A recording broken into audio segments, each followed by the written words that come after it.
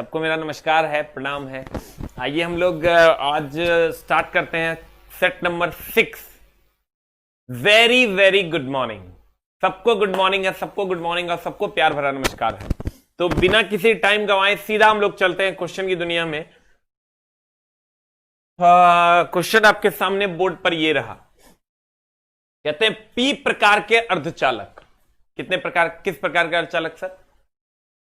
P प्रकार के अर्धचालक प्राप्त करने हेतु। यहां से सर अर्धचालक का क्वेश्चन पूछता है, गौर फरमाइएगा। और यहीं पर बच्चा आराम से जाके फंस जाता है। करना क्या है सर? ये जो पी प्रकार का अर्धचालक है, ध्यान दीजिएगा सर, एक होता है एन प्रकार का अर्धचालक, एक होता है पी प्रकार का अर्धचालक। अर्धचालक दो प्रकार का। अर्धचालक कितने प्रकार का जानू? अर्धचालक होता है दो प्रकार का। अर्धचालक दो प्रकार का। एक होता है पी प्रकार का अर्धचालक और एक होता है सर एन प्रकार का अर्धचालक। एक होता है एन प्रकार का अर्धचालक। अब एक होता है पी प्रकार का अर्धचालक, एक होता है एन प्रकार का अर्धचालक। तो पी प्रकार का अर्धचालक में सर अर्धचालक चतुर संयोजी होता है। अर्धचालक की अगर हम बात करें तो इसकी संयोजकता 4 होती है। अर्धचालक की संयोजकता अर्धचालक की संयोजकता 4 होती है। संयोजकता 4 होती है। जितने भी अर्धचालक हैं, सिलिकॉन, जर्मेनियम, ये भी क्वेश्चन पूछता है। सिलिकॉन और जर्मेनियम के अर्धचालक की चालकता कितनी होती है? 4। सिलिकॉन जर्मेनियम अर्धचालक की चालकता 4। सिलिकॉन जर्मेनियम या अर्धचालक की चालकता संयोजकता 4। संयोजकता 4। संयोजकता 4। संयोजकता 4। जब जब जब जब जब त्रिसंयोजी मिलाते हैं, त्रिसंयोजी मिलाते तब बनता है पी प्रकार का अर्धचालक। और जब पंच संयोजी मिलाते हैं तब बनता है पंच संयोजी मिलाते तब बनता है सर एन प्रकार का अर्धचालक। त्रिसंयोजी मिलाते हैं तो बनता है पी प्रकार का, पंच संयोजी मिलाते हैं तो एन प्रकार का। अब यहां इसमें होल्स के कारण धारा का प्रवाह होता है। इसमें होल्स के कारण धारा, और इसमें जाओगे तो इसमें इलेक्ट्रॉन के कारण धारा। इस सब क्वेश्चन जितना हम लिख रहे हैं चला बोर्ड पर रिपीटेडली पूछा जाता है, इलेक्ट्रॉन के कारण धारा। और अगर इसमें आओगे तो एक और पॉइंट्स में हम चलते हैं। इसके एग्जांपल्स त्रिसंयोजी के कौन कौन है ये पूछता है। अब त्रिसंयोजी के एग्जांपल अगर पूछा जाता है, बोरॉन, बाल, गंगा, इंडियन, तिलक। और इधर आओगे इसके एग्जाम्पल पंच संयोजी के जो एग्जाम्पल हैं, उसमें आ जाते हैं सर, पंच संयोजी के एग्जाम्पल में आ जाते हैं नाइट्रोजन, फॉस्फोरस, आर्सेनिक, एंटीमनी। जल्दी से लिख लो, जल्दी से लिख लो। क्वेश्चन से जितने हमने लिखे हैं इस पूरे टॉपिक के सबसे इंपॉर्टेंट क्वेश्चंस में से आते हैं। सेमीकंडक्टर में यहीं से क्वेश्चंस रहते हैं। अर्धचालक की संयोजकता 4 है। पी प्रकार का अर्धचालक, एन प्रकार का अर्धचालक। पी प्रकार में त्रिसंयोजी, जब 4 संयोजकता वाले में 3 संयोजी मिलाते हैं तो पी प्रकार का बनता है, और जब पंच संयोजी मिलाते हैं तो एन प्रकार का बनता है। अब यहां आओगे, इसमें होल्स के कारण धारा का प्रवाह होता है, इसमें इलेक्ट्रॉन के कारण धारा का प्रवाह होता है। इसमें त्रिसंयोजी boron, aluminium, gallium, indium, thallium है। और पंच संयोजी में आओगे नाइट्रोजन, फॉस्फोरस, आर्सेनिक, एंटीमनी है। नाइट्रोजन, फॉस्फोरस, आर्सेनिक, एंटीमनी है।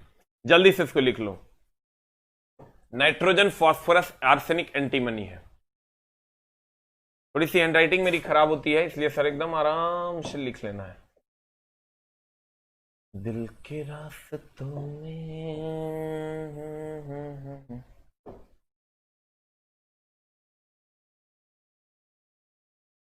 लिख लिए।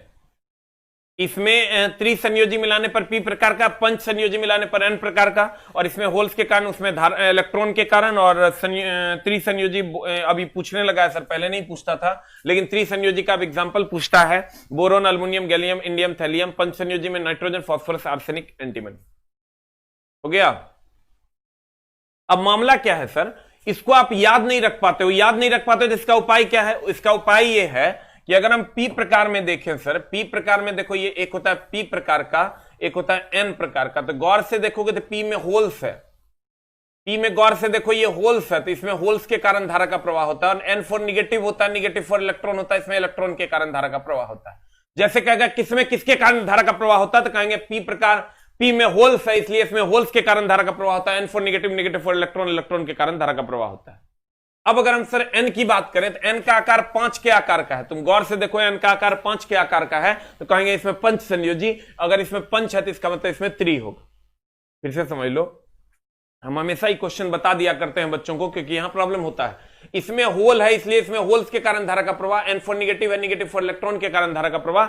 और इसका आकार 5 के आकार का है एन का, इसलिए हम कहेंगे इसमें पंच संयोजी, एन प्रकार के अर्धचालक में पंच संयोजी के कारण धारा का प्रवाह, तो इसमें हो जाएगा त्रिसंयोजी के कारण धारा का प्रवाह। क्योंकि चार जो होता है वो अर्धचालक का अपना होता है। तो 4 में 5 मिलाओगे तो एन प्रकार है, 4 में 3 मिलाओगे तो पी प्रकार। ठीक है, लेकिन अब इसके एग्जांपल्स भी पूछे जाते हैं, तो एग्जांपल्स को आप जरूर याद रखिए। एग्जांपल्स आप जरूर याद रखिए। बोरोन, बाल गंगा, इंडियन तिलक। गौर फरमाइएगा जनाब, इधर आ जाइए। पी प्रकार के अर्धचालक प्राप्त करने हैं, तो जैसे पी प्रकार कह दिया तो पी प्रकार हम जानते हैं एन प्रकार होगा तो पंच संयोजी होगा, इसका मतलब पी प्रकार होगा तो त्रिसंयोजी होगा। बताओ आंसर क्या हो जाएगा? 3 संयोजकता वाली अशुद्धि। और वो 3 संयोजकता वाली अशुद्धि ये है boron, aluminium, gallium, indium, thallium. और ये पंच संयोजी है नाइट्रोजन, फास्फोरस, आर्सेनिक, एंटीमनी और बिस्मथ। ये होता है पंच संयोजी, ये होता है त्रिसंयोजी। और ये जो शुद्ध अर्धचालक है ये होता है 4 संयोजकता, कार्बन, सिलिकॉन, जर्मेनियम और स्टेनम। मेनली कार्बन, सिलिकॉन और जर्मेनियम। कार्बन, सिलिकॉन और जर्मेनियम की संयोजकता 4 होती है। कभी कभी इसी में से पूछ देता फास्फोरस की संयोजकता कितनी, कहेंगे 5। कहेगा आर्सेनिक की संयोजकता कितनी, कहेंगे 5। कहेगा नाइट्रोजन की संयोजकता कितनी, कहेंगे 5। बोरोन की 3, अल्युमिनियम की 3, गैलियम की 3, इंडियम की 3। सर ये वो क्वेश्चंस हैं जो फ्रीक्वेंटली आस्क्ड क्वेश्चंस आप कह सकते हो, और लास्ट टाइम की स्ट्रेटेजी के हिसाब से आप इसको रिवाइज कर सकते हो। पी प्रकार के अर्धचालक, पी बोले तो होल्स, पी बोले तो होल्स के कारण धारा का प्रवाह। ठीक है, अगले क्वेश्चन में आते हैं। होल्स के कारण और त्रिसंयोजी। एन प्रकार होगा तो N for negative, negative for electron के कारण धारा का प्रवाह, और एन का आकार 5 के आकार का है इसलिए पंच संयोजी। आ जाओ अगले क्वेश्चन में। निम्नलिखित में से किस पर, इस सर फ्रीक्वेंटली आस्क्ड क्वेश्चंस में से आता है, लेकिन अब थोड़ा सा सर मामला इसका गड़बड़ कर दिया है। हम ये कह सकते हैं कि चुंबक 2 प्रकार के होते हैं। चुंबक जो होते हैं ये 2 प्रकार के होते हैं। एक होता है अस्थायी चुंबक और एक होता है अस्थायी चुंबक। अस्थायी चुंबक और एक होता है अस्थायी चुंबक। अस्थायी चुंबक, अस्थायी चुंबक होता है जिसमें परमानेंटली मैग्नेट का गुण होता है, उसे हम अस्थायी चुंबक कहते हैं। अस्थायी चुंबक स्टील का बना होता है या एल्निको का बना होता है, या एल्निको का बना होता है, या अब ऑप्शन बदलने लगा है, या एल्कोनेक्स का बना होता है, या एल्कोनेक्स का बना होता है, या एल्कोनेक्स का बना होता है। कहते हैं स्टील का बना होता है, एल्निको का बना होता है, एल्कोनेक्स का बना होता है। अगर हम अस्थायी चुंबक की बात करें तो अस्थायी चुंबक का एग्जांपल होता है सर ये नरम लोहे का बना होता है, ये नरम लोहे का बना होता है, नरम लोहे का बना होता है। और विद्युत चुंबक भी अस्थायी चुंबक में आता है। जो विद्युत धारा देंगे तो चुंबकीय गुण होगा, अब विद्युत धारा नहीं देंगे तो चुंबकीय गुण नहीं होगा। जल्दी से लिख लो। एक होता है अस्थायी चुंबक स्टील या एल्निको या एल्कोनेक्स का होता है। अस्थायी चुंबक नरम लोहे या विद्युत चुंबक का होता है। नरम लोहे या विद्युत चुंबक, अस्थायी चुंबक स्टील या एल्निको या एल्कोनेक्स का, और अस्थायी चुंबक नरम लोहा या विद्युत चुंबक, नरम लोहा या विद्युत चुंबक, नरम लोहा या विद्युत चुंबक, नरम लोहा या विद्युत चुंबक। अस्थायी चुंबक बनाया जा सकता है, आंसर हो जाएगा सर एकदम आराम से नरम लोहा। अस्थायी चुंबक स्टील, एल्निको, एल्कोनेक्स का, अस्थायी चुंबक नरम लोहा या विद्युत चुंबक। विद्युत चुंबक को हाईलाइट कर लेना, विद्युत चुंबक अस्थायी चुंबक है, विद्युत चुंबक अस्थायी चुंबक है, विद्युत चुंबक अस्थायी चुंबक है, विद्युत चुंबक अस्थायी चुंबक है, विद्युत चुंबक अस्थायी चुंबक है, विद्युत चुंबक अस्थायी चुंबक है। एक चीज और तुमको देगा कि अगर हम इससे आगे बढ़ते हैं, इससे अगर हम आगे बढ़ते हैं तो एक चीज और तुमको क्या देगा, चला तुमको देगा कि बताइए कि निम्न में से कौन प्रतिचुंबक, अनुचुंबक और लोह चुंबक, इसका सवाल जब देवे करता है अधिकतर, लेकिन अब तुम्हारे सेट में देगा कि नहीं पता, लेकिन सर इसका सवाल जरूर देता है। प्रतिचुंबक, अनुचुंबक और एक और होता है जनाब, और वो होता है लोह चुंबक। अगर तुम पढ़ा होगा चुंबकीय पदार्थ तीन प्रकार के होते हैं, एक होता है प्रतिचुंबक, एक होता है अनुचुंबक, एक होता है लोह चुंबक। अब प्रतिचुंबक, अनुचुंबक और लोह चुंबक के एग्जांपल्स पूछे जाते हैं। इसको सर कभी कभी इंग्लिश में ही लिख दिया जाता है, इंग्लिश को हिंदी में लिख दिया जाता है। डाई मैग्नेट, एक होता है पारा मैग्नेट, पारा मैग्नेट, और एक होता है फेरो मैग्नेट, एक होता है सर फेरो मैग्नेट। अब देखो इसका एग्जाम्पल कैसे पकड़ोगे, तुमको कुछ भी दे देगा, इसके एग्जाम्पल सर खूब पूछे जाते हैं। तुमको क्वेश्चन दे देगा कुछ भी और कहेगा बताओ ये कौन सा प्रकार का चुंबक है। जैसे तुमको दे देगा, मान लो दे देगा कॉपर बताओ किस प्रकार का चुंबक है, या दे देगा एल्युमिनियम बताओ किस प्रकार का चुंबक है, प्रतिचुंबक है, अनुचुंबक है, लोह चुंबक है, पारामैग्नेटिक है, डाईमैग्नेटिक है, फेरोमैग्नेटिक है। इसमें इंग्लिश में जब लिखल रहता है तुमको बड़ा डाउट होता है डाई और पारा में। तो ये जान लो कि पहले प्रतिचुंबक होता है तो पहले डी होता है, बाद में पी होता है। फेरो में कोई डाउट नहीं होता, फेरो लोह चुंबक है, हमको भी डाउट होता था जब हम पढ़ते थे। तो तुमको क्या करना है, पहले डी होता है बाद में पी होता है, तो पहले डाईमैग्नेटिक फिर पारामैग्नेटिक, पहले प्रतिचुंबक फिर अनुचुंबक। अब देखो यही सब छोटा छोटा डाउट है ना चला, जो एग्जाम हॉल में तेरा इतना गला दबाएगा कि तू जी नहीं पाएगा। मैं तो ये मानता हूं कि सारे टीचर की जवाबदेही है अभी कि जितने भी डाउट्स हैं वो बच्चों के क्लियर करें बोर्ड पर आके, और जहां जहां बच्चे फंसते हैं वहां वहां उनको बताएं कि यहां आप फंसिएगा नहीं। लेकिन उसके लिए सर एक क्लोज एनालाइजेशन की जरूरत है। कहते हैं ऑक्सीजन तथा जिसके अंत में मौ लगा हो, ऑक्सीजन तथा जिसके अंत में मौ लगा हो वो अनुचुंबक है। अभी के बाद तुम इसके सारे सवाल बना पाओगे। कुछ भी पूछ देगा ना, कहेगा बताओ सोडियम क्या है, बताओ कॉपर क्या है, बताओ सोना क्या है, बताओ चांदी क्या है, कुछ भी पूछ देगा तुम आंसर बना पाओगे कि प्रतिचुंबक है कि अनुचुंबक है कि लोह चुंबक। एक क्वेश्चन यहां से पूछे जाने की संभावना है। ऑक्सीजन तथा जिसके अंत में मौ लगा हो अनुचुंबक। उसके बाद आ जाओ आयरन, निकेल, कोबाल्ट, ये लोह चुंबक, बाद बाकी सब प्रतिचुंबक, बाद बाकी प्रतिचुंबक। देखो इतने तुम याद करो और किसी के भी सवाल को तुम बना दोगे आराम से। कैसे, ऑक्सीजन तथा जिसके अंत में मौ लगा हो अनुचुंबक, आयरन, निकेल, कोबाल्ट, लोह चुंबक, बाद बाकी सब प्रतिचुंबक। ऑक्सीजन तथा जिसके अंत में मौ लगा हो अनुचुंबक, आयरन, निकेल, कोबाल्ट, लोह चुंबक, बाद बाकी सब प्रतिचुंबक। अब तुमको एग्जांपल्स अगर दिया जाता है, मान लेते तुमको एग्जांपल दिया जाता है कि बताओ ये क्या है। एग्जांपल में तुमको दे देगा जल। तुम क्या करो, जल से ये पूछो क्या तुम ऑक्सीजन हो, ये कहेगा हम नहीं है। तो कहेगा तुम्हारे अंत में मौ लगा हुआ है, तो कहेगा नहीं है, हम तो जल हैं, हमारे अंत में मौ कहां लगल है।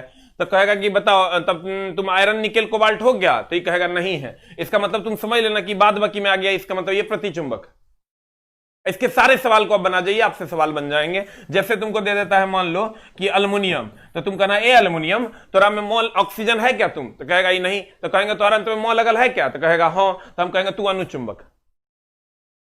अगर तुमको क्वेश्चन देता है कि बताओ कॉपर, तो कहेंगे एक कॉपर, तो एक कॉपर तू ऑक्सीजन है क्या, तो कहेगा नहीं। तो कहेंगे तुम्हारे अंत में मौ लगल, तो ये मत समझना क्यूपरम, अपने मन से नाम ने चेंज कर देना है, कॉपर है। तो कहेंगे मौ लगल है क्या, तो कहेंगे नहीं। तो कहेगा आयरन, निकेल, कोबाल्ट है क्या तुम, कहेगा नहीं। तो इसका मतलब कहेंगे बाद बाकी में है, इसका मतलब तुम प्रतिचुंबक। फिर अगर आते हैं अगर हम आते हैं मान लो कि आयरन पे, तो आयरन को पूछेंगे बता तू ऑक्सीजन है क्या, तो कहेंगे नहीं है। कहेंगे तेरे अंत में मौ लगल है क्या, तो कहेगा नहीं है। तो कहेंगे कर मतलब तू आयरन, निकेल, कोबाल्ट है क्या, कहेंगे हाँ हम आयरन तो हैं। तो कहना अच्छा तब तू लोह चुंबक है, क्योंकि आयरन, निकेल, कोबाल्ट लोह चुंबक है। इस आधार पे आप इसके लगभग सारे सवाल एग्जाम्स के बना सकते हैं, कहीं कोई समस्या नहीं है। लिखें, जल्दी से लिख लीजिए। ऑक्सीजन तथा जिसके अंत में मौ लगा हो अनुचुंबक, आयरन, निकेल, कोबाल्ट, लोह चुंबक, बाद बाकी सब प्रतिचुंबक। ऑक्सीजन तथा जिसके अंत में मौ लगा है अनुचुंबक, आयरन, निकेल, कोबाल्ट, लोह चुंबक, बाद बाकी सब प्रतिचुंबक। ऑक्सीजन तथा जिसके अंत में मौ लगा है अनुचुंबक, आयरन, निकेल, कोबाल्ट, लोह चुंबक, बाद बाकी सब प्रतिचुंबक। अब आ जाइए सर यहां, निम्नलिखित में से किस पदार्थ को अस्थायी चुंबक कहते हैं, तो सब बना देगा। अस्थायी चुंबक, अस्थायी चुंबक बता क्या होगा। अच्छा अस्थायी चुंबक नहीं बना सकते, इसका मतलब अस्थायी चुंबक नरम लोहा। अगला क्वेश्चन 12 वोल्ट के विभवांतर। सर दो क्वेश्चन यहां से पूछा जा रहा है जो बोर्ड रिपीटेडली पूछ रहा है, वो है ये। एक तो पूछ रहा है E बराबर F बाई क्यू पर, डायरेक्ट फॉर्मूला बेस्ड सवाल पूछ रहा है और V बराबर डब्ल्यू बाई क्यू पे यहां से डायरेक्ट सवाल आ रहे हैं जो तुमको बना जाना है। E बराबर एफ बाई क्यू। ई क्या है सर? ई विद्युतीय क्षेत्र की तीव्रता है। ई विद्युतीय क्षेत्र की तीव्रता है, क्षेत्र की तीव्रता है, विद्युतीय क्षेत्र की तीव्रता है। एफ क्या है सर? तो एफ कहेंगे बल है। क्यू क्या है सर? तो क्यू आवेश है, क्यू आवेश है। और यहां आओगे भी क्या है सर? तो भी विभव है, भी विभव है। डब्लू क्या है? डब्लू कार्य है। क्यू क्या है सर? तो आवेश है। क्यू क्या है सर? आवेश है। जल्दी से लिख लीजिए, इस पर डायरेक्ट आपको न्यूमेरिकल मिल जाएंगे जब आप सेट बनाओगे। तो अब पता नहीं आगे भी पूछना चाहिए जैसा कि सेट में पहले पूछा है। Good morning, good morning, good morning सबको, गुड मॉर्निंग सबको, प्यार भरा प्रणाम है सर। भारत की धरती से सत सत नमन। जी जनाब। कहते हैं आजकल कुछ कुछ लड़कों सब ना लड़की वाला आईडी बना बना के अरे शर्म नहीं आता है रे, छी गंदा लड़का था। कहते हैं E बराबर एफ बाई क्यू, विद्युतीय क्षेत्र की तीव्रता E है, F बल है, Q आवेश है। V बराबर डब्ल्यू बाई क्यू, V विभव है, W कार्य है, Q आवेश है। V विभव है, W कार्य है, Q आवेश है। जल्दी से लिख लीजिए सर, लिखें। E बराबर एफ बाई क्यू, E विद्युतीय क्षेत्र की तीव्रता है, F बल है, Q आवेश है। V बराबर डब्ल्यू बाई क्यू, V विभव है, W कार्य है, Q आवेश है। हो गया?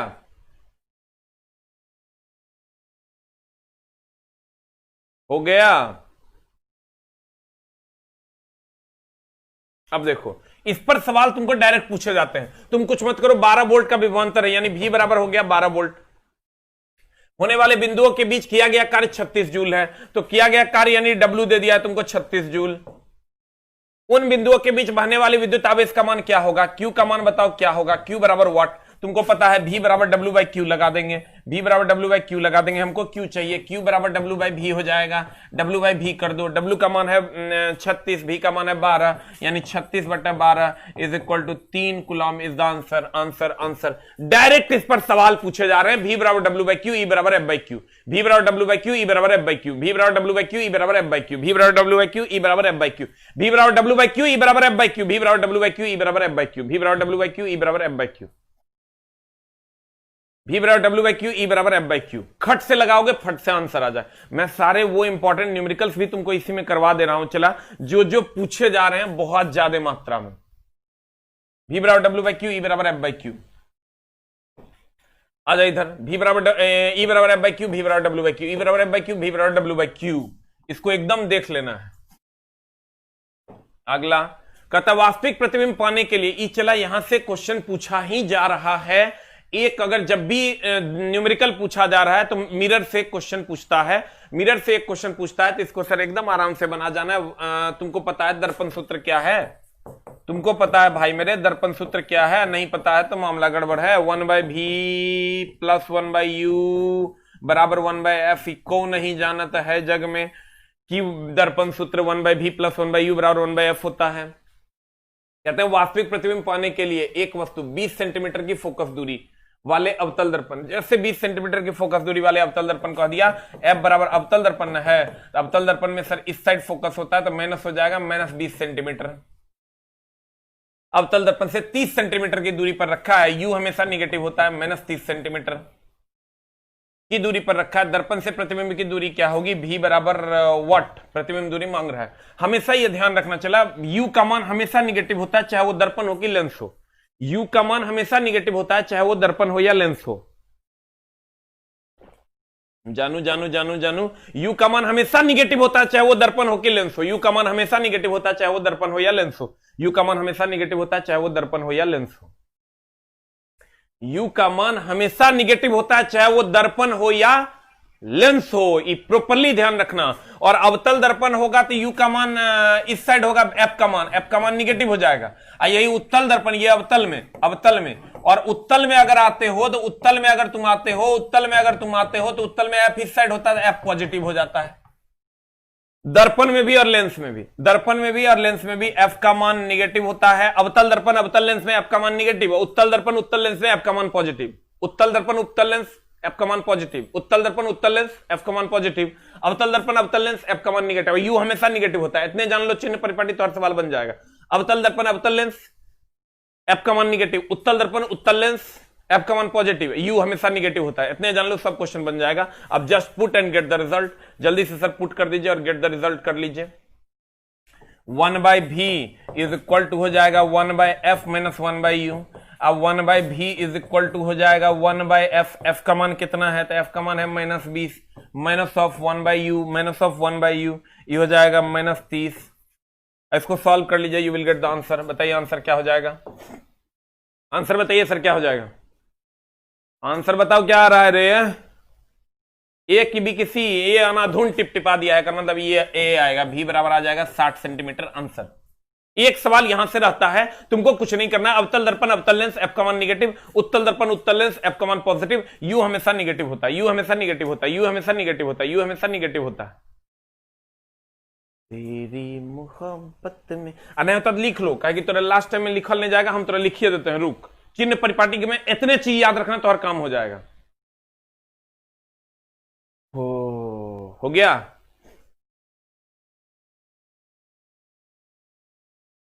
देखो चला हम थोड़ा बताते हैं क्या करना है। यू ऑलवेज निगेटिव, ऑलवेज, चाहे वो ऑलवेज निगेटिव, चाहे वो दर्पण हो कि लेंस हो, यू ऑलवेज निगेटिव होगा। और अगर हम अवतल दर्पण अवतल दर्पण अवतल दर्पण अवतल दर्पण अवतल दर्पण और अवतल लेंस की बात करें, अवतल लेंस की बात करें, अवतल दर्पण अवतल लेंस में सर अवतल दर्पण अवतल लेंस की अगर हम बात करें, ये अवतल दर्पण है, इसका इसका इसका इसका इसका इसका इसका इसका एफ इस साइड होता है, ये ओरिजिन है, इससे इधर हो गया, यानी एक्स एक्सिस पर इस साइड हो गया तो इस साइड हो गया, तो इसके एफ निगेटिव होते हैं। और अगर अवतल दर्पण अवतल लेंस की भी बात करोगे सर जी, अवतल लेंस की भी बात करोगे तो अवतल लेंस ऐसा होता है, ऐसा ऐसा ऐसा, यहां पर एफ होता है और यहां पर एफ होता है, तो इसके भी एफ निगेटिव होते हैं। एक को याद रखो, दूसरा अपने आप याद हो जाएगा। अवतल दर्पण अवतल लेंस में निगेटिव होता है तो उत्तल दर्पण उत्तल लेंस में पॉजिटिव होगा, उत्तल दर्पण उत्तल लेंस में पॉजिटिव होगा। एक खटाक से क्वेश्चन बनाने के लिए यू का मान निगेटिव होता है, यू का मान निगेटिव होता है, यू का मान निगेटिव होता है, यू का मान निगेटिव होता है। सर भी हमेशा 99% केसेस में भी का मान निकालने कहता है, 99% केसेस में जो ओरिजिनल क्वेश्चंस हैं वहां भी का मान निकालने कहता है, खट से निकाल दीजिएगा, जो आएगा वही आंसर हो जाएगा। हो गया। ये शादी शादी कौन लिख रहा है, फिकर बिया हो गया।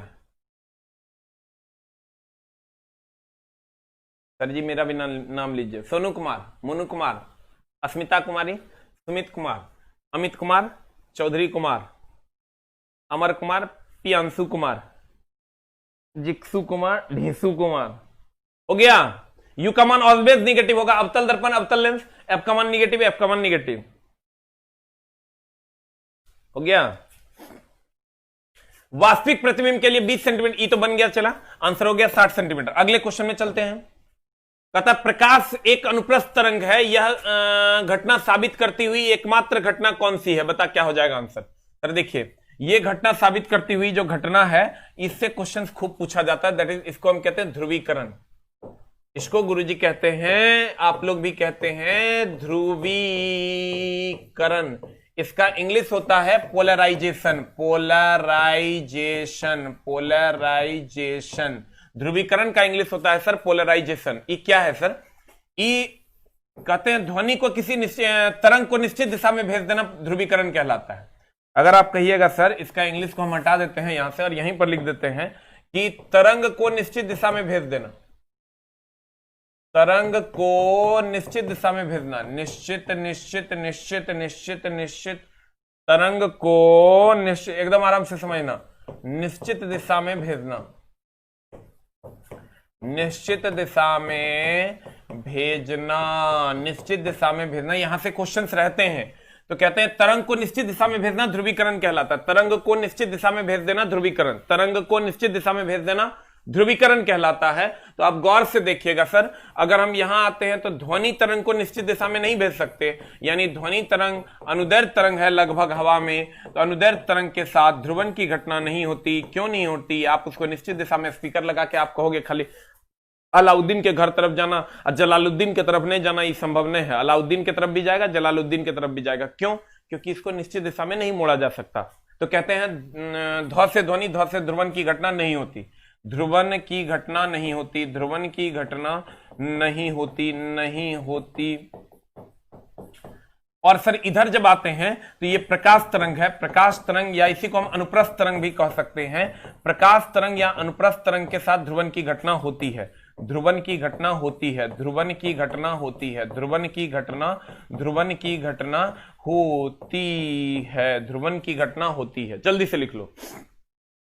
कहते हैं ध्वनि तरंग अनुदैर्ध्य तरंग ध्रुवन की घटना नहीं होती, नहीं होता। प्रकाश तरंग अनुप्रस्थ तरंग, जिधर मारोगे टॉर्च उधर ही जाएगा, दूसरी तरफ नहीं जाएगा। अगर जिधर चाहेंगे मोड़ने के लिए तरंग को निश्चित दिशा में, जिधर चाहेंगे प्रकाश को मोड़ने के लिए उधर मोड़ा जा सकता है। आप टॉर्च लेके इसका एक्सपेरिमेंट कर सकते हो, जिधर चाहोगे उधर मुड़ जाएगा। तो कहते हैं प्रकाश अनुप्रस्थ तरंग ध्रुवन की घटना होती है, प्रकाश अनुप्रस्थ तरंग ध्रुवन की घटना होती है, ध्वनि अनुदैर्ध्य तरंग ध्रुवन की घटना नहीं होती।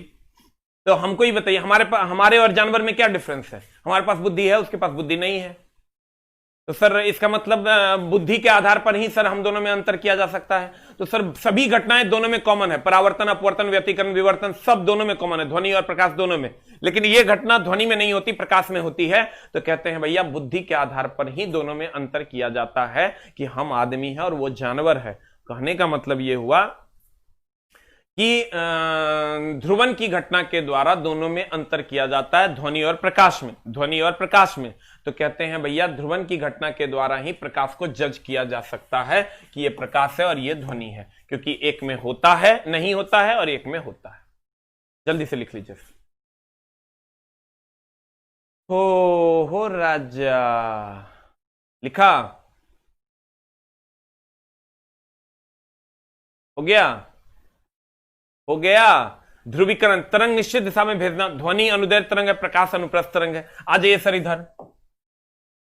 कहते हैं प्रकाश एक अनुप्रस्थ तरंग है, साबित करती हुई एकमात्र घटना, अनुप्रस्थ तरंग है, यह साबित करती हुई एकमात्र घटना है, वो है ध्रुवीकरण। हस्तक्षेप कोई घटना नहीं है, प्रकाश का फैलना कोई घटना नहीं है, विसरण कोई घटना नहीं है। द नेक्स्ट वन इज, कहते हैं निम्नलिखित में से किस विद्युत चुंबकीय तरंग का तरंगदैर्ध्य सबसे कम होता है? चला रे, ये तुमको इतने पूछेगा, या तो विद्युत चुंबकीय तरंग पूछेगा, या नहीं तो तुमको बय आनी पिनाला पूछेगा। दो में से एक पूछेगा, या तो गाय पौधरी और सूर्यदीप पूछेगा। ये विद्युत चुंबकीय तरंग है, गामा, एक्स पराबैंगनी, दृश्य, अवरक्त, सूक्ष्म, रेडियो, दीर्घ। या नहीं तो बय आनी पिनाला पूछेगा, बैगनी, आसमानी, नीला, हरा, पीला, नारंगी और लाल। तो तुम गौर से जब देखोगे इधर से इधर जाने पर, ये इधर से इधर तुम एरो लेके जा सकते हो, इधर से इधर जाने पर तरंगदैर्ध्य का मान बढ़ता है, तरंगदैर्ध्य बढ़ता, तरंगदैर्ध्य बढ़ता, तरंगदैर्ध्य बढ़ता। अब बाद बाकी कुछ भी कहेगा ना, बाद बाकी आवृत्ति ऊर्जा कुछ भी कहेगा ना, बाद बाकी कुछ भी कहेगा, आवृत्ति या ऊर्जा, आवृत्ति या ऊर्जा, ऊर्जा ऊर्जा, तो कहेंगे घटता। इसको जल्दी से लिख लो। इतना में तुम्हारा 40 से 50 क्वेश्चन तो और बन जाएगा। हम थोड़ा सिखा देते हैं कैसे।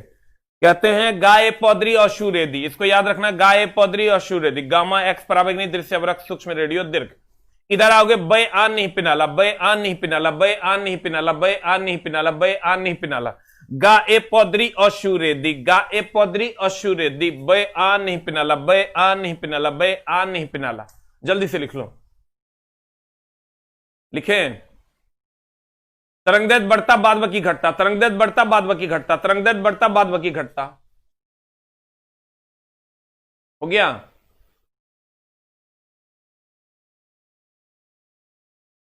हो गया।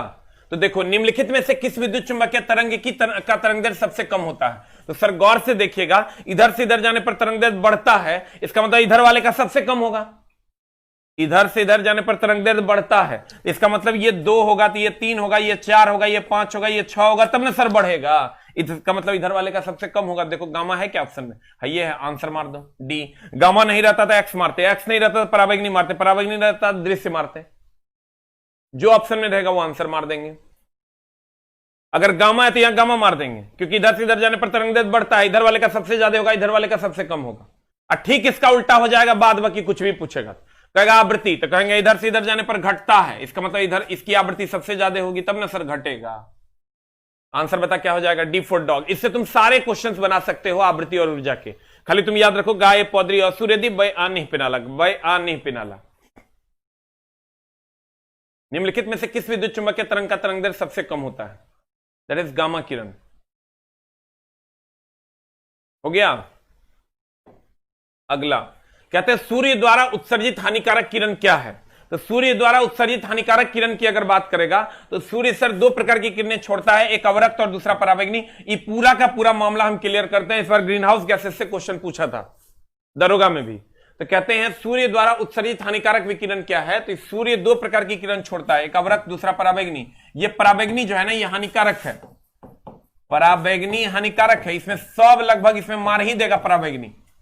और ये जो है पराबैंगनी किरण को कौन रोकता है? ओजोन परत, तुम भी जानता है। और ये जो अवरक्त किरण है ये पृथ्वी तक पहुंचती है, जिसके कारण पृथ्वी पर गर्मी पहुंच पाता है। तो ये हमारे लिए लाभदायक किरण है, लाभदायक किरण है, लाभदायक किरण है, लाभदायक किरण है। कौन? अवरक्त किरण हमारे लिए लाभदायक किरण है, अवरक्त किरण हमारे लिए लाभदायक किरण है। लेकिन सर ये ग्रीन हाउस गैसेस के बारे में पूछा जाता है कि ग्रीन हाउस गैसेस कौन कौन है? तो इसमें सर तुमको CO2 हो गया ग्रीन हाउस गैस, CH4 हो गया तुम्हारा ग्रीन हाउस गैस, NO2 हो गया ग्रीन हाउस गैस, ये मेनली वाटर वेपर जलवाष्प हो गया तुम्हारा ग्रीन हाउस गैस, जिसमें सबसे ज्यादा CO2 होता है, जिसमें सबसे ज्यादा CO2 होता है, जिसमें सबसे ज्यादा CO2 होता है, जो ग्रीन हाउस गैस का लिस्ट एकदम पूछबे करता है अधिकतर एग्जाम में।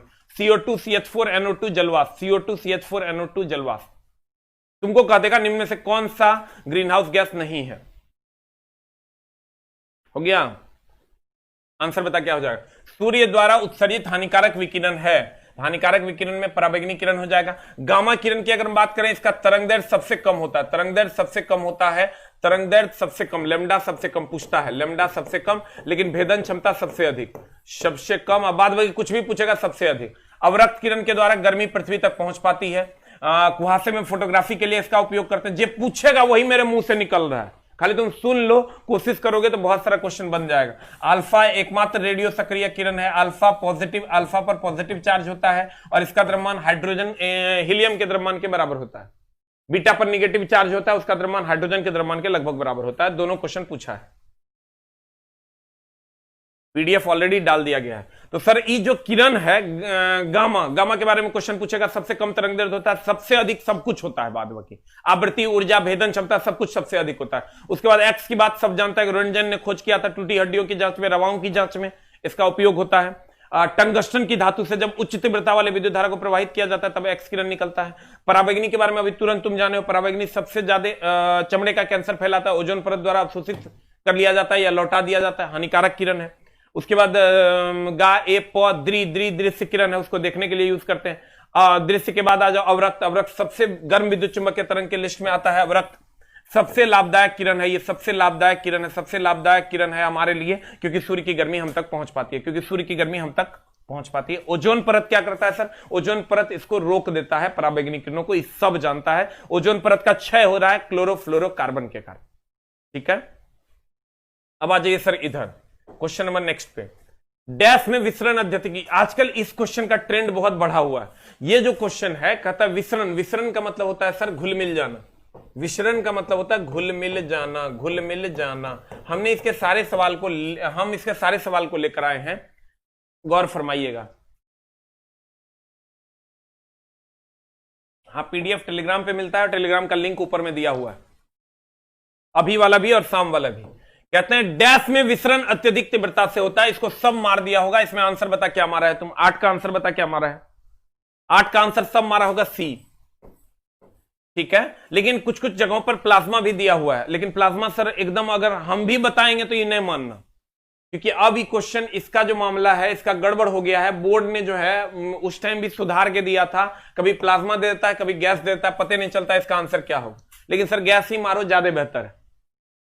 बोर्ड इसको दोनों जगह 2 आंसर कर दिया, एक जगह प्लाज्मा कर दिया, एक जगह गैस कर दिया, लेकिन आंसर गैस ही मारो, क्योंकि 2-3 जगह पर जो कोई यही क्वेश्चन पूछा और गैस ही आंसर मारा है।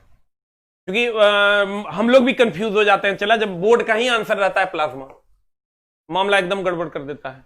कहते हैं डैश में विसरण अत्यधिक तीव्रता से होता है, यहां गैस मार देना। तो कहते हैं चला गतिज ऊर्जा सबसे अधिक गैस में होती है, उससे कम द्रव में, उससे कम ठोस में। ठोस की तो गति ऊर्जा एकदम 0 होती है।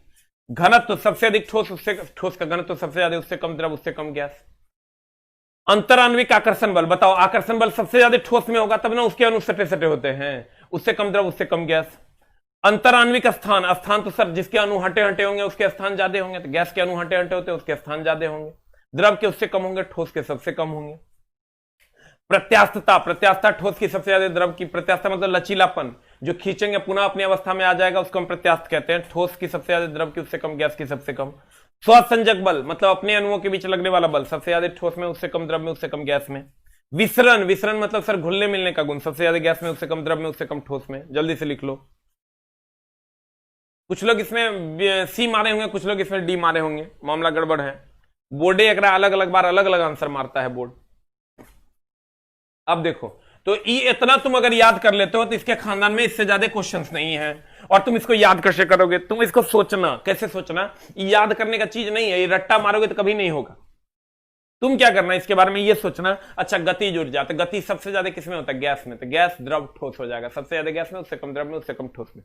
क्या? विसरण, विसरण मतलब घुलने मिलने का गुण, घुलने मिलने का गुण सबसे ज्यादा किसमें होता है? गैस में, तो सबसे ज्यादा गैस हो गया, उससे कम द्रव हो गया, उससे कम ठोस हो गया। कहेगा घनत्व, तो कहेंगे सबसे ज्यादा ठोस में होता है, उससे कम द्रव में होता है, उससे कम गैस में होता है, क्योंकि सबसे नजदीक नजदीक सटे सटे कण ठोस के होते हैं, नहीं होते हैं। प्रत्यास्थता मतलब लचीलापन, सबसे ज्यादा ठोस, उससे कम द्रव, सबसे कम गैस। उसके बाद स्वसंजक बल, स्वसंजक बल मतलब अपने अणुओं के बीच लगने वाला बल, तो सबसे ज्यादा ठोस, उससे कम द्रव, उससे कम गैस। कहेगा अंतरांतरिक आकर्षण बल, तो आकर्षण बल सबसे ज्यादा ठोस में होगा, उससे कम द्रव में होता है, उससे कम गैस में। स्थान अगर कहेगा तो स्थान सबसे ज्यादा गैस में होगा, उससे कम द्रव में होगा, उससे कम ठोस में होगा। ये सेटिंग बनानी पड़ेगी, तब जाके क्वेश्चन आपका बनेगा। You will get the answer. हो गया? ई की लिख के रोते रहता है रे। अगला क्वेश्चन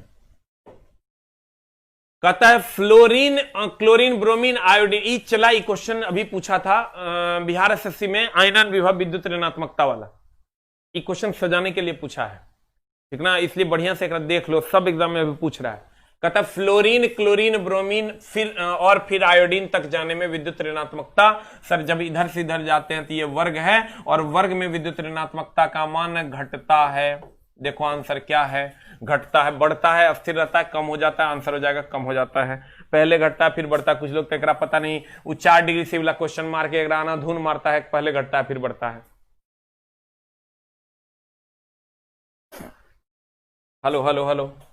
अब देखो चला, हम बताते हैं अगला। ये जो है ना, तुमको देगा विद्युत ऋणात्मकता। विद्युत, हम इस बार एक बार और रिवीजन कर देते हैं, तुम्हारा इसमें लगभग 7-8 क्वेश्चन होता है, तो हम गुरुजी का परम दायित्व है, तो एक बार रिवीजन कर देना। विद्युत ऋणात्मकता, आयनन विभव, इलेक्ट्रॉन बंधुता, इलेक्ट्रॉन, एकदम शॉर्ट रिवीजन कर देते हैं, चला एकदम, तो और कभी क्वेश्चन में दिक्कत नहीं होगा। इलेक्ट्रॉन बंधुता, विद्युत धनात्मकता भी एकरे में लपेट लो, विद्युत धनात्मकता। इस सब की अगर आप बात करोगे, इस सब की अगर आप बात करोगे, इस सब की अगर आप बात करोगे, तो आवर्त में लेफ्ट टू राइट जाने पर, आवर्त समझ रहा होगा, अब नहीं समझ रहा था, अब थोड़ा अंतिम घड़ी आ गया, अब अगला बार के वैकेंसी के काम करना होगा। आवर्त में लेफ्ट टू राइट जाएंगे, और वर्ग में जाएंगे तो टॉप टू बॉटम जाएंगे, वर्ग में जाएंगे टॉप टू बॉटम मतलब ऊपर से नीचे। तो आवर्त का स्पेलिंग बड़ा है इसलिए इसमें बढ़ता है, और वर्ग का स्पेलिंग छोटा है इसलिए इसमें घटता है। इसमें भी सर आवर्त का स्पेलिंग बढ़ता है इसलिए बढ़ता, वर्ग का स्पेलिंग छोटा है इसलिए घटता। इस क्वेश्चन से एकदम मत डरना, आवर्त का स्पेलिंग बड़ा है इसलिए बढ़ता, वर्ग का स्पेलिंग छोटा है इसलिए घटता, आवर्त का स्पेलिंग बड़ा है इसलिए बढ़ता, वर्ग का स्पेलिंग छोटा है इसलिए घटता। देखो विद्युत ऋणात्मकता आवर्त का और वर्ग का अगर हम बात करें, आवर्त का स्पेलिंग बड़ा है इसलिए बढ़ता, वर्ग का स्पेलिंग छोटा है इसलिए घटता। एक लाइन का बात हो गया, हो गया। आवर्त का स्पेलिंग बड़ा है इसलिए बढ़ता, वर्ग का स्पेलिंग छोटा है इसलिए घटता। आयनन विभव आवर्त का स्पेलिंग बड़ा है इसलिए बढ़ता, वर्ग का स्पेलिंग छोटा है इसलिए घटता। इलेक्ट्रॉन बंधुता आवर्त का स्पेलिंग बड़ा ना है, वर्ग का स्पेलिंग छोटा है, ये सब बढ़ता बढ़ता घटता घटता। एकदम रिवीजन कर लो। और लास्ट में एगो उल्टा होता है, वो लिख लो, परमाणु त्रिज्या, परमाणु त्रिज्या, परमाणु त्रिज्या, परमाणु त्रिज्या, परमाणु त्रिज्या, आयतन, आकार, जो कह दो, उल्टा होता है। ये बढ़ता है, ये सब, ये घटता, ये बढ़ता है, ये सब, ये घटता है, ये बढ़ता। जल्दी से जान हमर जाने मन हमर, जल्दी से लिख ले,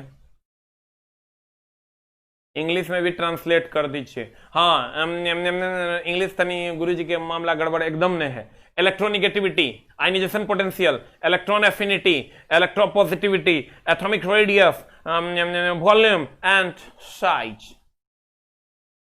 जल्दी से लिख। आवर्त के पीरियड होता है, वर्ग के ग्रुप होता है। मेरा भी नाम लीजिए, अमरदीप वर्मा। ले, नाम ले लिए तू तो, अब स्वर्ग मिलेगा तेरा ना रे। सर दीदी को, दादी को, अच्छा दादी का भोज खाने जाएगा, चलो। दादी के भोज में इतना आदमी जाएगा, मां कसम जुल्मे हो जाएगा।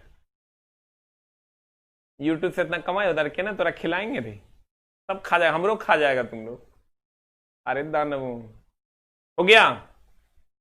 देखो इस सब जो है ना जकरा में उल्टा पुल्टा तुम देख रहा है ना, इस सब आवर्त का स्पेलिंग बड़ा है इसलिए बढ़ता, वर्ग का स्पेलिंग छोटा है इसलिए घटता। और परमाणु त्रिज्या आयतन आकार जो है ये आवर्त का में घटता और वर्ग में बढ़ता। जल्दी से लिख लो। कुछ कुछ उठते उठते उठता है ना रे।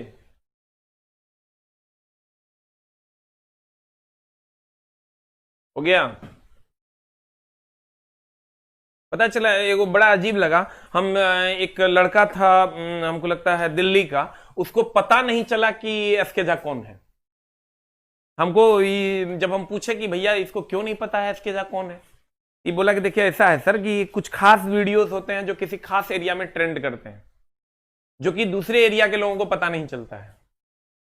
कुछ खास वीडियोस होते हैं जो कुछ खास एरिया में ट्रेंड करते हैं, दूसरे एरिया के लोगों को पता नहीं चल पाता, कुछ लोगों को तो लगभग लोगों को पता चलता है, लेकिन कुछ लोगों को नहीं पता चल पाता है। तब नहीं पता चल पाता है तो उसके लिए क्या किया जाए कि सारे बच्चों तक ज्ञान की ये बातें पहुंचे और सारे बच्चे क्लास कर पाए और ये कर पाए वो कर पाए। तो उसके लिए कहा गया हमको कि सर आप बोलते नहीं है कि शेयर करो। जब आप बोलने लगे, हमको फोन आया दिल्ली से कि आप सर जब बोलने लगिएगा ना कि शेयर करो, तो बच्चे जब शेयर करेंगे तब जाके उन सभी बच्चों तक ये बात पहुंचेगी, अपने अपने ग्रुप में अपने अपने यार दोस्तों को जब वो शेयर करेंगे लिंक, तब पता चलेगा कि ये टीचर है, ये पढ़ाते हैं, ये अच्छा पढ़ाते हैं, ये खराब पढ़ाते हैं, वगैरह वगैरह। हम बोले ये मेरे सिलेबस में नहीं है। अब बच्चा का क्या है कि वो आराम से पढ़ लेगा, चल जाएगा, वो कभी भी गुरुजी के बारे में नहीं सोचेगा और सोचने की जरूरत भी नहीं है, क्योंकि जे बच्चा हमर है वो हमर है। अब अलाउद्दीन के धिया पुता लेके हम की करेंगे? जे अलाउद्दीन के है से अलाउद्दीन के है, दोसर के धिया पुता से घर बनते रे। जे हमर है से हमर है, अलाउद्दीन के धिया पुता हम अपना की करेंगे?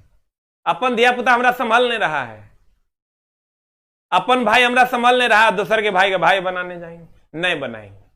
अपने चलवा स्थिर से रिजल्ट ले लेगा, काम खत्म। कोई शेयर मत कर। अगर तुम चाहता है तो हम एकदम विश्वास दिला, सब मास्टर कहता है शेयर करो, लाइक करो, हम तो देखते हैं पागल हो जाता है मास्टर। यस शेयर कीजिए, लाइक कर दीजिए। बाप रे भाई, एक आध को मास्टर तो ऐसा पगलाता है कहने सुनने से बाहर। कुछ कुछ मास्टर का तो बता नहीं सकते। वो आएगा स्टेज पे या आएगी मैडम, कहेगी बेटो बेटो बेटो, हमारा तो इतना गुस्सा आता है, मां कसम वो बेटा है हम लोग। पूछो ये को मास्टर जब बेटा बेटा कहता है ना, और सरिया के कमेंट्स लिखो। बेटा का भाई भाई भाई बोल, भाई ना है हम लोग। ये बेटा बेटा बेटा, ये स्टेज पे आ जाएगा, आ जाएगी, क्योंकि बेटो आपको समझ में आया। अरे मां कसम, ये कौन तरीका है? भाई बोल, भाई बोल ना। भाई बोलने में क्या दिक्कत है? लड़की है तब भी भाई बोल, लड़का है तब भी भाई बोली, बेटा उटा नहीं चलेगा। ये कौन तरीका है? कहता बेटा में प्यार है। अरे मां कसम, भाई में उससे ज्यादा प्यार है, भाई में प्यार नहीं है। और ये एकदम शेयर मत करना मेरा वीडियो। अब बोलो का है? अरे चुट्टा, इतने दूर में रह जाएगा मामला तो काम हम लोग का बन न जाएगा। आज झूठे दोसर के धिया पुता के अपना के हम की करेंगे? क्या कर है नहीं है, के नहीं है नहीं है, ओकरा हम भाई बना की करेंगे? अपन भाई हमारा संभाल नहीं रहा है, मां कसम सुबह शाम पढ़ा रहे हैं, तो यो लगता है कि इहो पढ़ा देते ठीक रहता, वो पढ़ाते ठीक। मेरे वीडियो को एकदम शेयर करने की जरूरत नहीं, ठीक है? लाइक भी मत करो, सब्सक्राइब तो एकदम मत करो। जैसे तुम सब्सक्राइब करेगा, यूट्यूब पे ज्यादा सब्सक्रिप्शन होंगे तो यूट्यूब हमको प्रमोट करना शुरू कर देगा दूसरे एरिया में। उससे क्या होगा? तुम्हारा नुकसान है। मेरे वीडियो को लाइक कर सकता है, लाइक वाइक कर सकता है, कमेंट्स कर सकता है, लेकिन सब्सक्राइब भी कर सकता है, लेकिन शेयर मत करो। शेयर करने में मामला झोल में फंस जाएगा। जे नहीं जानता वो जानने लगेगा। ये काम एकदम नहीं करना है। हम चाहते हैं कि जो हमारे बच्चे हैं वो ही हमारे हैं। गुरुजी उतने में खुश हैं। तुमको लग रहा होगा यूट्यूब के इतिहास में पहली बार कोई टीचर 23,000 प्लस लाइव में ये आकर कहता है कि मेरे वीडियो को शेयर ना करो, एकदम ना करो। पहली बार हुआ होगा ये यूट्यूब के इतिहास में कि कोई यूट्यूबर आके ये बात बोले। लेकिन पता नहीं, हमको ऐसा लगता है कि इन्हें के जो धिया पुता है ये हमारा चिंता है, ये हमारा चिंता है तो एकरा बता दिए, एक नौकरी हो जाएगा, एक नौकरी हो जाएगा तो हमारा दोसर से की लेना देना है। दोसर मर जाए, जे मन होता है से कर जाए। गुरु जी के अपन चला, उसी के साथ गुरु जी आनंदित है, ठीक ना। गुरु जी हिमालय पर्वत पे हैं, हिमालय के सभी वासी हमारे हैं। हमको उत्तराखंड के पिरनुमा पर्वत के काम में है, इसलिए मेरे वीडियो को एकदम शेयर नहीं करेगा, कोई शेयर नहीं करेगा, ठीक ना, एकदम नहीं करेगा। ये जो जे बच्चा आता है शेयर करे वो सब लाते लात मारेंगे। मांग हम अपना घर में सब बात रहेगा, कहीं कोई शेयर नहीं करना। यूट्यूब के इतिहास में पहली बार ऐसा हो रहा है, ठीक ना। तो देखते हैं भर दिन मास्टर सब आके पगलाए रहता है, लाइक करो, शेयर करो, शेयर। अरे छोटा शेयर काहे करेंगे, एकदम शेयर नहीं करना है, तोरा कसम है। हम और एकदम शेयर नहीं करना हमारे वीडियो, ठीक ना। एकदम हमको ये चीज हमको लगता है शेयर कर दोगे, मगर हम दिल्ली वाला होने हैं और केने वाला है, मुंबई तुम्बई वो सब जान जाएगा तो काहे जानेगा भाई। जे पढ़ा रहे हैं अपने भाई में रख लेंगे, ठीक ना। अपने घर का चीज अपने घर में रहे तो ठीक है। आओ हेने अब क्वेश्चन सजाओ। एकदम कोई शेयर नहीं करेगा हमारे वीडियो को। फ्लोरीन से क्लोरीन, ब्रोमीन और फिर आयोडीन तक जाने में विद्युत ऋणात्मकता क्या होती है? फ्लोरीन, क्लोरीन, ब्रोमीन, आयोडीन, इधर से इधर जाने में क्या होगा? ये वर्ग है, वर्ग का स्पेलिंग कम होता है तो घटता है तो कम हो जाएगा, आंसर हो जाएगा। You will get the answer. Hello. अगला क्वेश्चन में आते हैं। चला, डोबेरीनर के 3 तत्वों में, डोबेरीनर ने सजा, इस पूरा मामला सुन लो, बढ़िया सुन लो। डोबेरीनर ने तिर्यक नियम दिया, न्यूलैंड ने ऑक्टेव रूल दिया। हम पूरा टेबल एक बार में देखो, तो सुना देते हैं। डोबेरीनर ने तिर्यक नियम दिया, न्यूलैंड ने ऑक्टेव नियम दिया।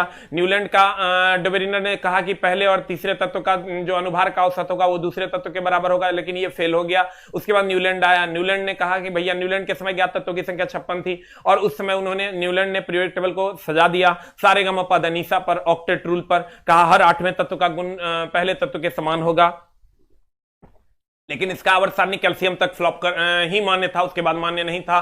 थोरियम पर इसकी आवर्त सारणी का अंत हो गया। उसके बाद मेंडलीफ इसका एक और अवगुण है, अवगुण ये था फ्लोरीन, क्लोरीन, ब्रोमीन, आयोडीन के साथ ही निकेल और कोबाल्ट को रख दिया, आयरन से दूर रख दिया निकेल और कोबाल्ट को। उसके बाद मेंडलीफ चचा आए। मेंडलीफ चचा के समय ज्ञात तत्वों की संख्या 63 थी। मेंडलीफ चचा ने परमाणु भार के आधार पर सजाया, हाइड्रोजन ने भारी विरोध कर दिया और कहा कि हमको परमाणु भार मेरे अलग अलग है, समस्थानिक के हमको अलग अलग स्थान दो, नहीं दे पाया। इसी कारण चुट्टे को गड़बड़ी के साथ गड़बड़ी हो गया, वो नहीं सजा पाया। पहला आवर्त सारणी लेकिन वही दिया था, उसने बहुत सारे तत्वों के लिए खाली स्थान छोड़े थे, नए तत्वों के आने के लिए। समस्थानिकों की खोज पहली बार उन्होंने की थी और अक्रिय गैसों को सबसे बाईं ओर रख दिया था, फ्लोरीन, क्लोरीन, ब्रोमीन, आयोडीन, एस्टोटीन के। लेकिन उसके साथ लफड़ा था, वो निकेल को कोबाल्ट से पहले, कोबाल्ट को निकेल के बाद रखना चाहिए था, उल्टा कर दिया था, निकेल और कोबाल्ट के क्रम में गड़बड़ी कर दिया था। उसके बाद आए मोस्ले ने आधुनिक आवर्त सारणी का गठन किया सन 1913 ईस्वी में। इसके समय ज्ञात तत्वों की संख्या 114 थी। इसने परमाणु संख्या के आधार पर सजा दिया, परमाणु संख्या के आधार पर मोस्ले ने सजाया। सभी तत्व परमाणु संख्या के आधार पर सजे और इसकी कोई असुविधा के लिए इसमें कोई खेद नहीं था, इसलिए आधुनिक आवर्त सारणी को अभी तक माना जा रहा है। अब यहां से क्वेश्चन तुमको पूछेंगे, डोबेरीनर ने तत्वों को क्या किया था? एगो दिया ट्राइड, एगो दिया थ्राइस, एगो दिया ट्रिटियम, एगो दिया टेट्राइड। मां कसम, कुछ से कुछ ट्राइड होगा आंसर, त्रिक, ठीक है।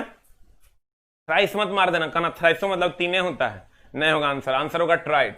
अगला क्वेश्चन तुम्हारे स्क्रीन पर यह रहा, उत्कृष्ट गैसों का आयनन विभव। मैं चला हम तरह की बोले, आयनन विभव होगा, आयतन विभव नहीं, उत्कृष्ट गैसों का आयनन विभव।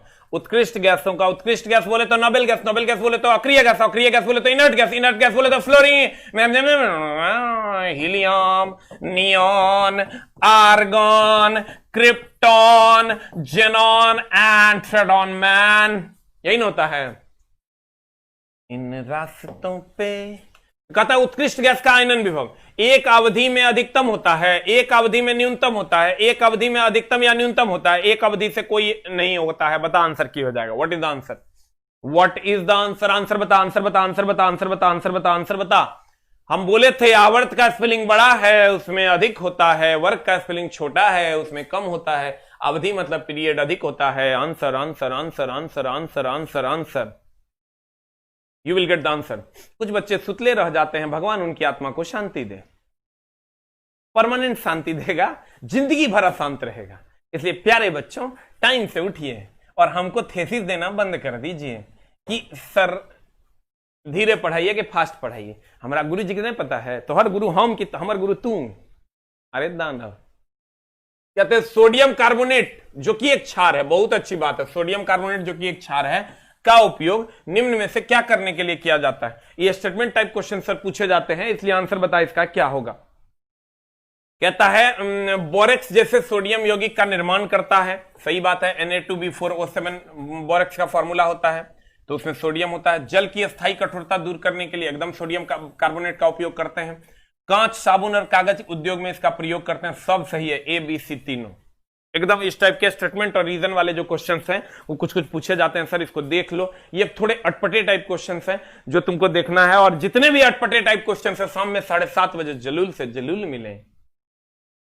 लेकिन सर आज नहीं, आज के बाद क्वेश्चन अभी हम बीच में बोल देते हैं ना तो मामला गड़बड़ हो जाएगा। आज के बाद की जो कक्षा है, चूंकि मेरी दादी का देहांत हो चुका है और आज नखवाल है, आज गुरुजी बाल कटाएंगे, अभी तक घर नहीं पहुंचे हैं, मामला एकदम संगीन है। और दादी मेरी हमको बहुत मानती थी, मतलब बता नहीं सकते हैं कितना मानती थी। 111 साल की उम्र में उनका डेथ हुआ है और हमको हर हाल में 2 दिन के लिए जाना ही पड़ेगा। दूसरा कोई उपाय नहीं है। तो सर सोम मंगल कार्यक्रम है, बुध को हम आएंगे और गुरुवार से आपकी कक्षा ले पाएंगे। तो आपकी कक्षा आज के बाद मेरी जितनी भी कक्षाएं हैं वो सभी कक्षाएं गुरुवार से होगी। बाद बाकी सभी कक्षाएं अपने नियमित समय पर शेड्यूल्ड है, ठीक है। ये भी क्लास तुम्हारा गुरुवार को मॉर्निंग में होगा और उसके बाद आपका जो 6ठा क्लास है, 4 क्लास और हम बोले उसमें सारा मामला हम शेड्यूल कर देंगे। तो आंसर हो जाएगा इसका ABC। कहता है निम्नलिखित में से कौन सा विकल्प सर्वाधिक विद्युत धनी तत्व के इलेक्ट्रॉनिक विन्यास का प्रतिनिधित्व करता है? एकरा में झोल है, ये क्वेश्चन एकदम झोलिया है। सर्वाधिक विद्युत धनी मतलब समझ लो इलेक्ट्रोपॉजिटिव की बात कर रहा है। तो वही होता है, इधर से इधर जाने पर आवर्त में जो है वो बढ़ता, आवर्त में जो है वो बढ़ता, न आवर्त में बढ़ता, इधर से इधर जाने पर घटता, वर्ग में घटता। तो कहता है निम्नलिखित में से कौन सा विकल्प सर्वाधिक विद्युत धनी तत्व के इलेक्ट्रॉनिक विन्यास का प्रतिनिधित्व करता? बता आंसर क्या हो जाएगा। What is the answer for 13 का आंसर बता क्या हो जाएगा। कहते हैं सर्वाधिक विद्युत धनी तत्व का इलेक्ट्रॉनिक विन्यास। सर सर्वाधिक विद्युत धनी तत्व की अगर बात करोगे तो इलेक्ट्रॉनिक विन्यास उसका क्या है, गौर से देखो। ये हीलियम 2s1 है, तो यानी हीलियम का होता है 2 और उसके बाद 2 1 3 हो गया। हीलियम का होता है 2 और 2 1 3 हो गया, तो 2 1 3 हो गया, 2 1 2 3 ये हो गया लिथियम, ये हो गया चला A नंबर ऑप्शन तो है। उसके बाद है हीलियम 2s2, तो हीलियम होता है 2 और 2 4, तो ये हो गया तुम्हारा 4 4 4 हो गया बेरिलियम। उसके बाद आता है चला जेनॉन 2s2, जेनॉन 2s2, तो जेनॉन होता है तुम्हारा 54 और 54 और 2 हो गया 56 और 54 2 56, 54 2 56 हो गया बेरिलियम, ये हो गया तुम्हारा B नंबर ऑप्शन और E हो गया तुम्हारा C नंबर ऑप्शन। और जेनॉन 6s1, जेनॉन होता है 54 और 54 1 हो गया 55, तो E हो गया चला D फॉर डॉग। अब तोरा बता आंसर की होगा, what is the answer. D तो मार रहा है लेकिन बुझा रहा है काय होगा डी। कहता है निम्नलिखित में से कौन सा विकल्प सर्वाधिक विद्युत धनी तत्व के इलेक्ट्रॉनिक विन्यास का प्रतिनिधित्व करता है। हमको यह पता है कि सबसे ज्यादा जब इधर से इधर जाते हैं तब बढ़ता है। अगर ये मान लो 10 होगा तो ये 11 होगा, इधर से इधर जाने पर घटता है तो ये 9 8 7 6 हो जाएगा, और इधर से इधर जब 11 होगा तो ये इधर आएगा तो इधर भी घटेगा, लेकिन इससे ज्यादा बढ़ेगा यानी ये 7 हो जाएगा, क्योंकि इधर से इधर जाने पर बढ़ता भी ना है, इधर से इधर जाने पर घटेगा। मान लो 11 है तो ये घटते घटते उतना तो घटेगा नहीं कि 6 से ज्यादा हो, क्योंकि इधर से इधर जाने पर बढ़ता है। अब सबसे ज्यादा देखो किसका है, सबसे ज्यादा आंसर हो जाएगा B फॉर बॉल। आंसर इसका गलत है, ठीक कर लेना, डी नहीं होगा, आंसर होगा B for ball. B for ball हो जाएगा। Very good very good very good very good. Answer देख लो क्या है, 13 का आंसर देख लो, आंसर ठीक कर लेना। 13 का आंसर होगा B फॉर बॉल। देख लो ई इधर से इधर जाने पर बढ़ता तो 10 से 11, इधर से इधर जाने पर घटता तो मान लो ये 6 है, लेकिन इधर से इधर जाने पर बढ़ता तो फिर 6 है तो 7 हो जाएगा। सबसे ज्यादा किसका हो गया, 11 का, B फॉर बॉल। अगला अगला अगला अगला सब उसी से ये क्वेश्चन आता है सर, इसीलिए हम 8 तुमको लिखा दिए हैं। अगला, निम्नलिखित में से कौन सा यौगिक डबल बॉन्ड, एकदम एकरा से तोरा ई एकर खानदान से 50 गो क्वेश्चन पूछा है। तुम एक फॉर्मूला एकदम याद रखो। एल्केन का फॉर्मूला है CnH2n, CnH2n प्लस 2।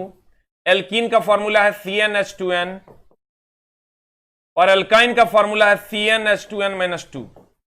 एल्केन का फॉर्मूला CnH2n प्लस 2, एल्कीन का फॉर्मूला CnH2n, एल्काइन का फॉर्मूला CnH2n माइनस 2। लिखा। अब देखो, एल्केन का होता है ANE सिंगल बॉन्ड, एल्कीन का होता है ENE डबल बॉन्ड, एल्काइन का होता है YNE ट्रिपल बॉन्ड। अब बता क्या हो जाएगा। कहता है निम्नलिखित में से कौन सा यौगिक डबल बॉन्ड, डबल बॉन्ड हो जाएगा मतलब एल्कीन हो जाएगा। एल्कीन मतलब ENE से अंत होगा, ENE से अंत होगा। देखो कौन सा है, प्रोपाइन है, प्रोपीन है, प्रोपेनॉल है, प्रोपेन है, तो आंसर प्रोपीन हो जाएगा क्योंकि ENE से अंत होगा। आंसर इसके खानदान से चला, कम से कम 50 को क्वेश्चन पूछा है। Alkane alkene alkyne, alkane alkene alkyne, alkane होता है सिंगल बॉन्ड, एल्कीन होता है डबल बॉन्ड, एल्काइन होता है ट्रिपल बॉन्ड। एल्केन का फॉर्मूला CnH2n प्लस 2, उससे 2 घटेगा तो ये आ जाएगा, उससे 2 घटेगा तो ये आ जाएगा। You will get the answer.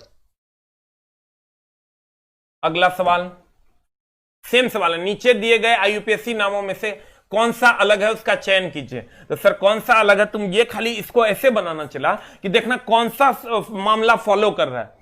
तुम देखना OH के साथ तो नहीं हो सकता, ये तो एकदम सेम है। तुम ये देखो कि 2 दूनी 4 1 5 है, 4 दूनी 8 1 9 है, 3 दूनी 6 1 7 तो नहीं है, 1 1 1 1 दूनी 2 1 3 तो है।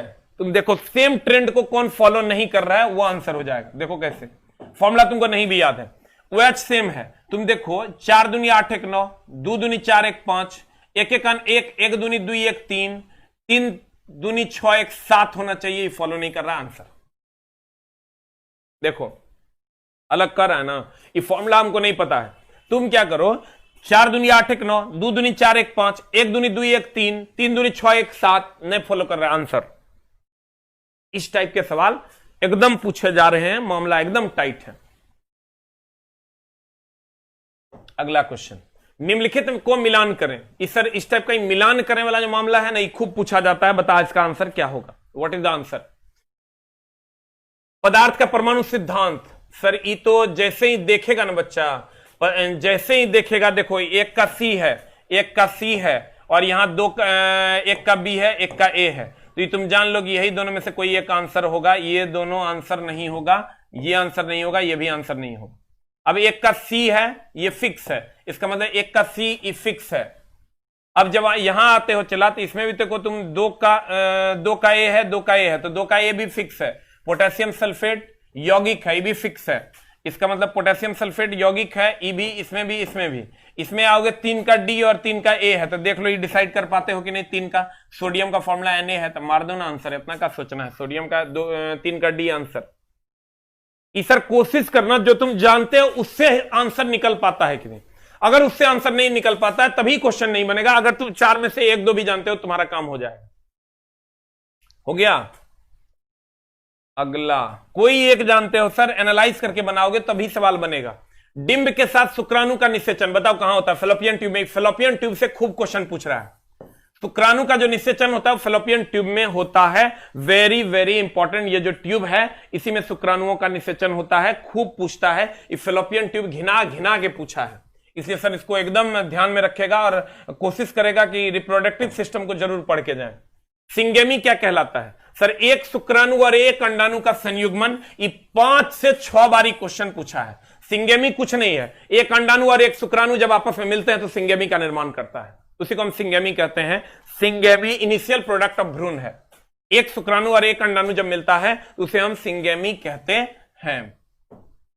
अगला, उस उम्र का नाम बताइए जिसके दौरान मानव पुरुषों और महिलाओं में के प्रजनन अंग कार्यात्मक हो जाते हैं, गोनाड्स युग्मकों और सेक्स हार्मोन्स का उत्पादन शुरू कर देते हैं और मानव यौन के प्रति परिपक्व हो जाता है, उसे हम किशोरावस्था कहते हैं। पूरा लंबा चौड़ा छोड़ दिया है, अब मामला जवानी का है, बाकी कुछ नहीं है। तो आंसर हो जाएगा तुम्हारा किशोरावस्था। यौन प्रजनन तो होगा नहीं, यौन प्रजनन नहीं होता है, गर्भ में प्रजनन होता है और निषेचन जनन भी नहीं होगा। आंसर, रसायन के लिए गणना की इकाई। यहां सर क्वेश्चन एकदम सिंपल है, रसायन विज्ञान में गणना की इकाई मोल है। ये मोल 7वां एसआई मात्रक है। मोल कैवां एसआई मात्रक है चला? 7वां एसआई मात्रक है। दिल करे ना चला तो एक बार मोल का न्यूमेरिकल जरूर देख के चल जाना। और सर ग्रुप डी वगैरह में तो फिक्स है, ग्रुप डी का सिलेबस सर एकदम एनालाइज्ड है। इसमें तो चूंकि 15 क्वेश्चन रहना है एनटीपीसी में, इसलिए सर इसमें न्यूमेरिकल पूछे जाने की संभावना कम है। लेकिन सर जो न्यूमेरिकल जितना हम बता रहे हैं वो फिक्स है, पूछेगा तो वहीं से पूछना चाहिए। और नहीं तो सर पूरा न्यूमेरिकल का प्लेलिस्ट दिया हुआ है, उसको पढ़िए, बाद में हमको गाली देने से कुछ नहीं होगा। क्योंकि हम आनी मुनी हम नहीं जानी की पूछेगा, हम तेरा पढ़ाइए नहीं रहे, डांस तो हम कर नहीं रहे, नहीं तो बाद में तू एक को क्वेश्चन नहीं लड़ता तो लड़का सही आग गरिया देगा। एसके जा, अरे दानव एसके जा की कर रहा है, तोरा नाच सिखा रहा है, कदुआ कैसे रोकते हैं, इसलिए बढ़िया से पढ़। तो सर रसायन विज्ञान में इकाई है मोल।